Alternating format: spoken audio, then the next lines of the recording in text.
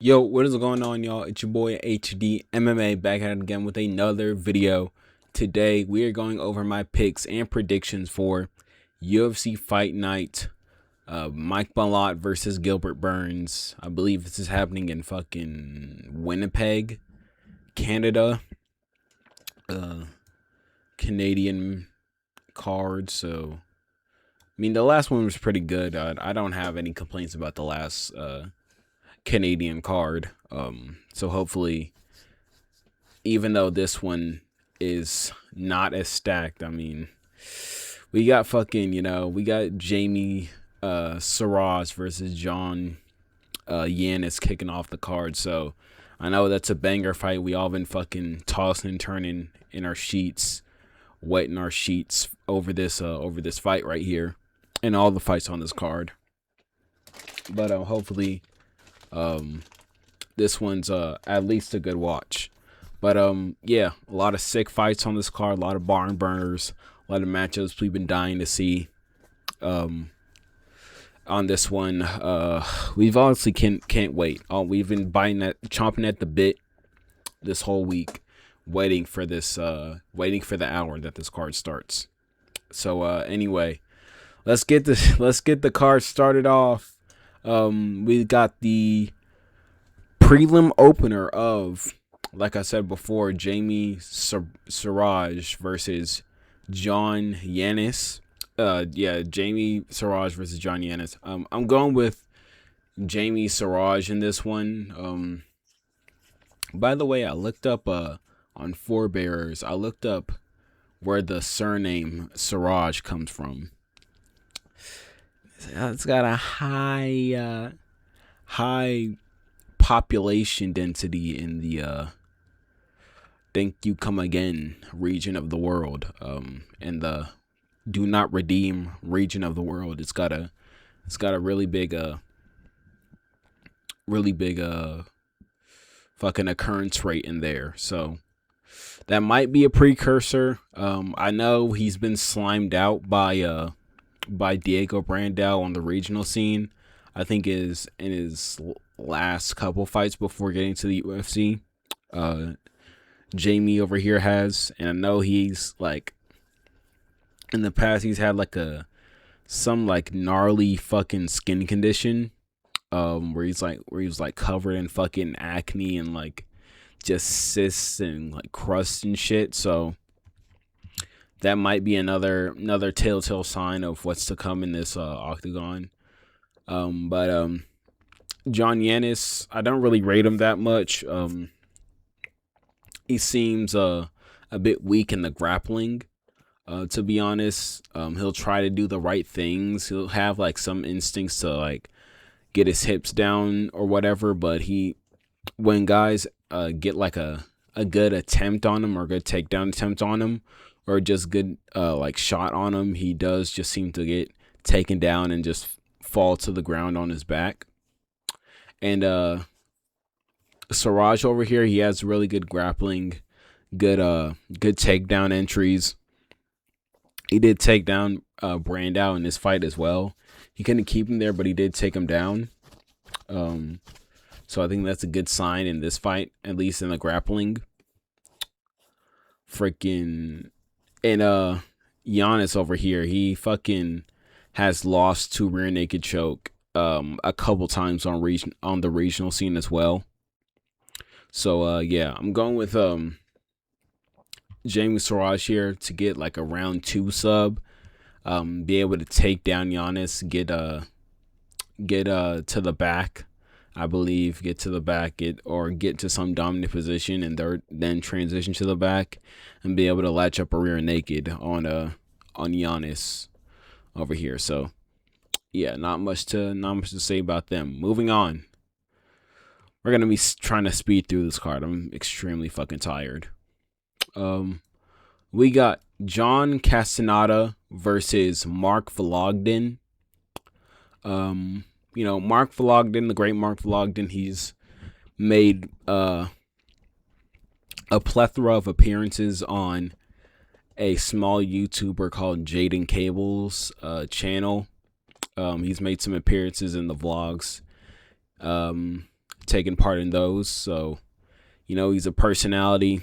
He's been doing the MMA the fucking MMA fighter fucking special, the signature move of teasing the fucking reporters, or teasing the YouTuber. So yeah, we know he's gotten that in his bag. He's coming off that Contender Series fight that he had. It was a really, really sick fight he had against a guy that his name was Adrian, something like that. Those guys went to war in the Contender Series. But that might be a red flag, going to war in the Contender Series with a nobody. He's also a fucking manlet at bantamweight, 5'3" at bantamweight. That's way too short for this division, I think. I know he's big. I know he's like stocky and wide, and he has that kind of build. But 5'3", it's still 5'3". Davidson's 5'5" at bantamweight, and I still feel like he's too small. So 5'3", you're a day late and a dollar short with that one. And John Castaneda, he has a lot of experience in the UFC. I believe 8 fights. He's 4-4 in the promotion. He's had some finishes as well. He has a big reach advantage in this fight, as well. He's fought a guy. He's fought Miles Johns, I believe. I believe he has a win over him and finish him as well, who is that same kind of build as Mark Vlogden, but I would say a bit bigger and a bit like lengthier. Not like in the sense of how they fight, but like he's bigger than Mark Vlogden. I believe if they stand next to each other, Miles Johns will be bigger than Mark Vlogden. So, I believe he can. He's not he's not new to that sort of style of fighter. Even though I think Mark Vlogden is more technical, he uses more movement than Miles Johns. I still believe the size discrepancy and having that type of fighter in there can make the difference for John Castaneda to keep fucking Vlogden at range, not let him get inside, land his straighter shots, start to trade with Vlogden as well. That's something Castaneda does as well. He does get into firefights in the pocket very well, and I think he can edge this fight out by landing the cleaner shots at range and being able to keep up with Vlogden in the pocket. So yeah, I'm going with Castaneda by UD. Craftily. Moving on. We got... Jesus. What the fuck is up with this website? Jeez. I clicked the fucking arrow like 17 times. Moving on, we got JJ Aldridge versus Jamie Linharth. I'm going with Jamie Linharth in this one by unanimous decision. I think she's overall bigger than Aldridge, and I think she's more powerful than Aldridge with her hands. I watched her last fight with Teresa Bleda, where she just went out there and fucking slimed out a girl, or slimed out Teresa Bleda, who in fairness does have a bit of she is a bit weak in the chin area. She is a bit chinny for as a female, which is not a good base. And Aldridge, she's been around. She's been in the UFC for a very long time. She's fought a lot. She's fought a lot of girls. Win some, lose some here and there. That kind of girl she is. She's just sort of just been around and been a big journeywoman in the women's flyweight division. And I think Linharth has a bit more ferocity to her, a bit more danger to her, in the boxing and the punches. I think the grappling is very comparable, with both these girls. So that's a bit of a wash, and on the feet. I think Lynn Harth is going to be hitting harder and just landing the better shot. So yeah, I got Jamie Lynn Harth in this one by unanimous decision. Land the bigger shots, cause the damage as well. So yeah. Moving on, we got Melissa Croden versus Daria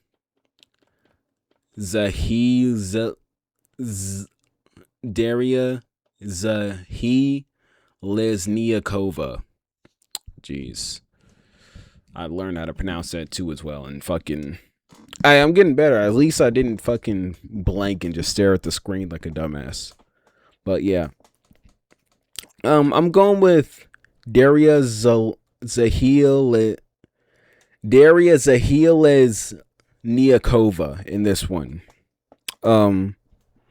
I think she's the similar build as Croden, so I don't think she's gonna be physically like imposed and be like wilt to the pressure and the size and the intimidation of Croden like some girls do. Croden, she's also coming off of a loss against a girl in Luana Santos, I believe it was, where she got like I think she got like controlled against occasion, like out grappled. In Croden, she's also a bit of a slow starter in her fights.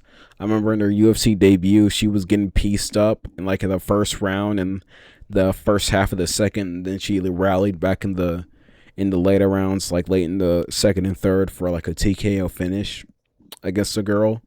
But I think Daria over here, she's a similar build, and I think she has a bit more tenacity in the first round and just earlier to be able to put it on Croden and not let her build into the fight and get her momentum after she's like backed the girl down with her size and made her shell up in the corner and let her tee off. I think Daria is gonna be right there with Croden, not get imposed backwards by her stature, and be able to put it on Croden a bit early in the first and the second, and stay with her as the fight goes on.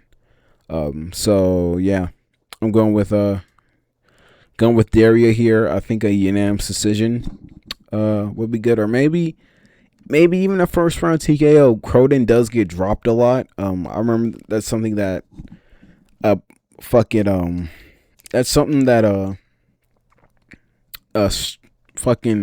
jumped out at me on when she was on the regional scene. She did get dropped a ton in a lot of her fights. She does come back. I think she got like dropped like 4 times in one of her fights on the regional scenes, on the regional scene at like LFA in the first round, I believe. So yeah, I think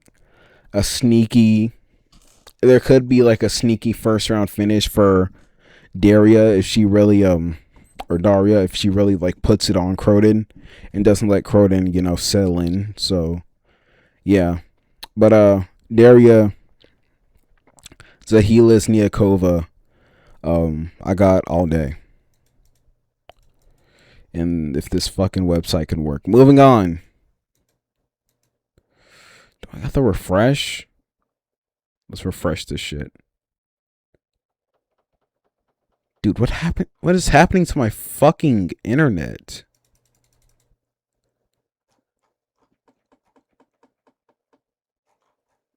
Jesus Christ, man. All right, moving on. We got Tanner Boser versus Goheen Sarikam. I'm going with Tanner Boser in this one. I think Boser overall, I think he's a more well-rounded striker.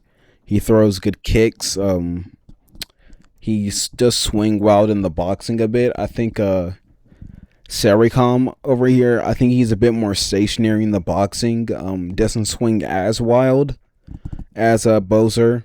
I think he like establishes his jab a bit better, but I think Boser can get to him a bit faster as well. I think he can back up Saracom as well with the pressure and in power in his punches. I think overall Bozer has more power in the hands. Um and yeah, I think he'll be able to catch Saracom on the chin as Saracom is like stationarily moving, plodding towards him. I think he can be able to swing an overhand on Saracom and be able to knock him down and eventually finish the fight. I think that would happen in the second. So yeah, not much to say. Why is it acting so fucking slow?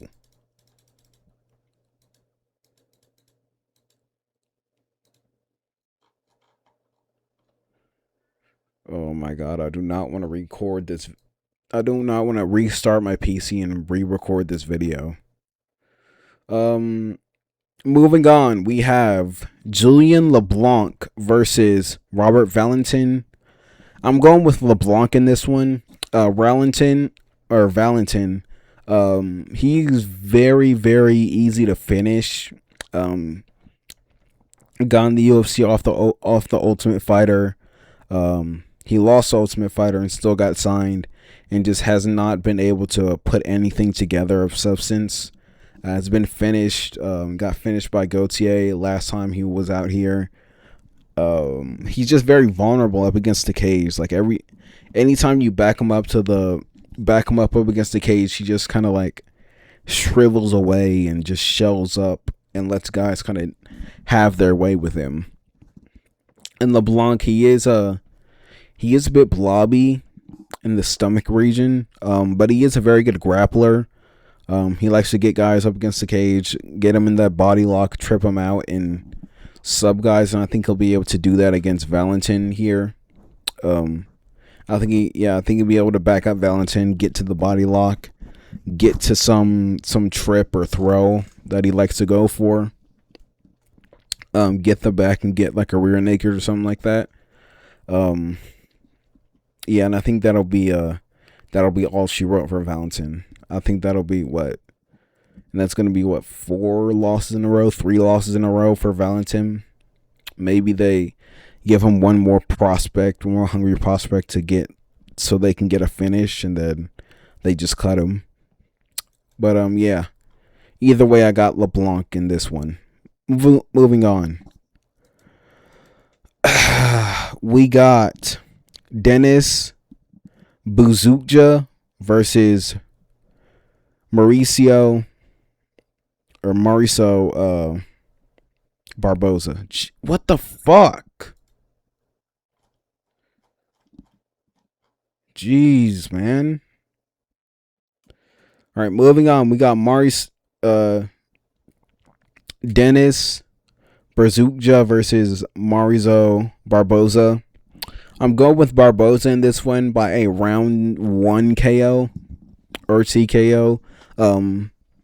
Buzukja, he's very vulnerable on the back foot as well. Like a Robert Valentin, he's there to be hit on the back foot if you get him there. If you're able to pressure him back, he does kind of like open up. He does like fight with his hands down and try to like, feint at you and flick at you at range or in the center of the octagon. But Barboza, he's very pressure heavy, comes in with that high tight guard, looks to take your head off with big punches, and I think he'll be able to do that against a guy like Buzukja, who is gets very open on the back foot when you get him there. So, yeah. Moving on, we got Thiago Moises versus Gage Young. I'm going with Gage Young in this one. Moises, he's been around in the lightweight division for a bit. He's fought greats. But I think he's just washed. He's just super washed. Is he coming out? I think he's coming off a loss as well to somebody that I can't remember. But Gage Young, I watched his fight on the Contender Series with Quillen Salkield, and we all know the great Quillen Salkield put up a very good fight with him, landing good shots, cut him open with an elbow. That's something Gage Young does very well. He has good elbows on the break from the clinch. He has very good boxing as well, very good takedown defense too. Quillen couldn't really get him. He stuffed a lot of Quill's takedowns, and Quillen couldn't really get like a hold him down in a position for a lot of the fight. And I think that's going to be great to beat a guy like Thiago Moises, who doesn't really have much on the feet, is just kind of a grappling threat. I think Young here can stop the grappling of Moises, make him stand with him on the feet, put some boxing combinations on him, like pressure him up against the cage. That's something Gage Young does very well. Also, he has very good pressure. Does pressure guys up against the cage very well. Put some combos on Moises and be able to finish him up in the, I would say in the second round. He finishes up Moises with like a big power shot, like a right hand, I believe. I think like a 1-2 down the pipe would be able to put down Moises. So, yeah. Moving on, we got Jasmine Jasudavicius versus Karen Silva. Karen Silva. I'm going with Silva in this one. Jasudavicius, she has good grappling, good subs, but she is never to be worried about on the feet. She is a fucking ghost of a person on the feet. Extremely geriatric, extremely just plotty, stationary, just looks like she just ages like 70 years whenever she stands up and like stands up and just throws punches against another person in the octagon. And Karen Silva, she's good on the feet. She can't be like backed up and pressured, but Jasudavicius doesn't really have the skill set to back up someone who's better than her on the feet. She's also, I think Silva can also grapple with Jasudavicius on the ground. Silva, she has submissions of her own. She's very competent on the ground when it goes there. So, yeah, I think Silva over here can be able to put up a whooping on Jasudavicius, stuff her takedowns, get her, sort of make her stand up with her and just tear her up on the feet with her advantage. So, yeah. Moving on to the featured fight of the night, and it is Mandel Nalo versus Jai Herbert. I'm going with Mandel Nalo here. Guy's had a crazy life. He's 36 years old coming into the cage, but he does not look like it at all. I mean, what 36-year-old do you know looks like this? Very fast twitch, very explosive, but also extremely technical. Has a good jab, has a very good leg kick that he fires often. Very intelligent boxing. He's never really like out of position to get clipped by a big shot. He always keeps his range very well. He always keeps that range where he's like just out of it, but when he wants to throw a jab or throw a punch or throw a kick, he's able to close the distance very fast and land on guys. Has power as well with the straight shots. And I think Jai Herbert here, he's a bit frail. I think he's very aged. Even though they're only a year apart, Jai Herbert is way more, I feel he has way more like miles on him, like visible miles on him, especially when it comes to his chin. He's been KO'd by blows that are not like aren't punches that would KO like 99.9% of fighters. Been slimed out by Top Toro as well. He's coming off a split decision loss to Chris Padilla. Yeah, and I think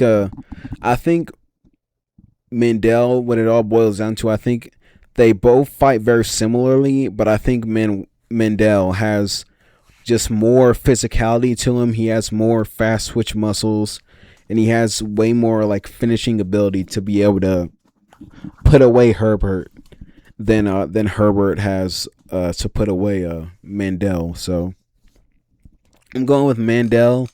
I think I think a second round KO from Mandel. I think he fires like a straight shot down the pipe. I can see that clipping Herbert and hurting him, or just or something like that, or maybe like a front kick. Mandel also has a very good front kick that he lands on guys as well. So yeah, moving on to the co-main event, and it is Kyler Phillips versus Charles Jourdain. I'm going with Charles Jourdain in this one. Kyler Phillips, he looked like absolute dog ass in his last fight against Vinicius Oliveira. Letting a guy like Oliveira just fucking run at you, chin first, fucking head down, swinging fucking street beefs combinations at you as you're just backing up, sidestepping back with your little karate stance in your fucking retired surfer cut, fucking stumbling, sidestepping backwards, letting him drop you as well in the fight, not throwing any good offense to get yourself back into the fight and get some respect. And I think if he does that shit against a guy like Charles Johnson, he's gonna get tore up. Fucking or did I say Charles Johnson? I mean fucking Charles Jourdain. Jourdain, he's very dangerous. Has one of the best flying knees in the game right now. Also has one of the best guillotines. Is able to consistently get guillotines in the UFC. In the year of 2025, in the year of 2026, or 2025 and 2026 and beyond, able to pull them off. He's also very technical in the boxing, and he's able to, like, you can tell it's kind of like Carlos Prates. He has like that kind of thing about him where you can tell when he like finds his flow. You can tell when he's like, all right, I've understand this, and he's switched on, and he's figured a guy out. I watched back that Davy Grant fight, and you can tell when Jourdain was able to time Davy Grant, as he was coming in, and when he was like getting comfortable, letting his hands down, when he was like exiting out of range and stuff. He can just tell when Jourdain like has entered that flow state, and I think he's going to be able to do that against a guy like Kyler Phillips, who hasn't really been able to put it together. Has a lot of wins against like very old guys. He's kind of like an old guy merchant, or he'll get some wins over some pretty washed guys. But yeah, I think Jourdain is going to be able to find that flow state, find the flying knees as like Kyler's on like the back foot and stuff, or if Kyler decides to move forward, I think he can find those flying knees, find good boxing combos as well, find the shots there. If Kyler wants to shoot, I think Jourdain can pull it. He's one of the only guys that can effectively pull a guillotine and have like me be like worried about it, or have me like be confident that he'll finish the fight by doing that. So yeah, I think Jourdain can get this one done. I think a second round TKO, like hit him with a boxing combination, or like drop him with a flying knee as he comes in. So yeah, moving on to the main event of the evening, and it is Gilbert Burns versus Mike Malott.